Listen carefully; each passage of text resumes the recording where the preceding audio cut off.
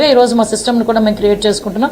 దీన్ని బట్టి ఎవరు ఎస్డీఆర్ఎఫ్ టీము ఎన్డీఆర్ఎఫ్ టీము వచ్చి అక్కడ నుంచి షిఫ్ట్ చేసే పొజిషన్ కన్నా ప్రికాషనరీగా వీళ్ళే నియర్ బై ఉన్న తుఫాన్ షెల్టర్స్ కూడా వెళ్లే పొజిషన్ ని మేమంతా కూడా సింక్రనైజ్ చేసి టెక్నాలజీ యూజ్ చేసుకుని ఇబ్బంది లేకుండా చూసుకునే బాధ్యత కూడా తీసుకోమని గౌరవ ముఖ్యమంత్రి గారు మాకు ఆదేశాలు ఇచ్చారు. గౌరవ ముఖ్యమంత్రి గారి ఆదేశాల మేరకు ఈ రోజు ఈ మీటింగ్ కూడా పెట్టుకోవాలి సార్.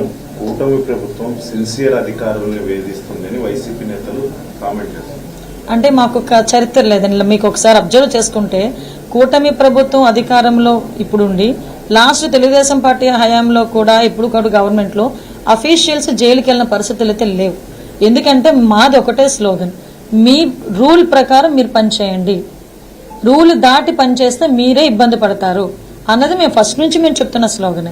ఈ రోజు సిన్సియర్ గా పనిచేస్తున్న అధికారులని మేము ఇబ్బందులు పెట్టాల్సిన అవసరం ముఖ్యంగా ఎన్డీఏ గవర్నమెంట్ కి లేదు. దయచేసి అందరూ కూడా గమనించుకోవాలి. ఎందుకంటే ఎవరైతే తప్పు చేశారో వాళ్ళు శిక్ష అనుభవించాల్సిందే.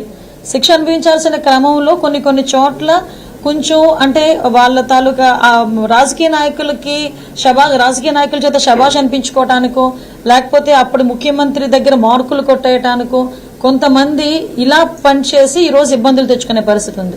మీకు తెలుసు శ్రీలక్ష్మి గారు ఒక సీనియర్ ఐఏఎస్ ఆఫీసర్. శ్రీలక్ష్మి ఎన్ని రోజులు ఆవిడ జైల్లో ఇబ్బందులు పడ్డారో మనందరికీ కూడా తెలుసు.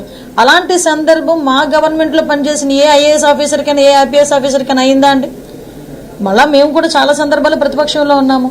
ప్రతిపక్షంలో మేము కేసులు పడ్డాము, మేము ఇబ్బందులు పడ్డాము తప్పించి ఏ అధికారి మా వాళ్ళు ఇబ్బందులు పడిన పరిస్థితి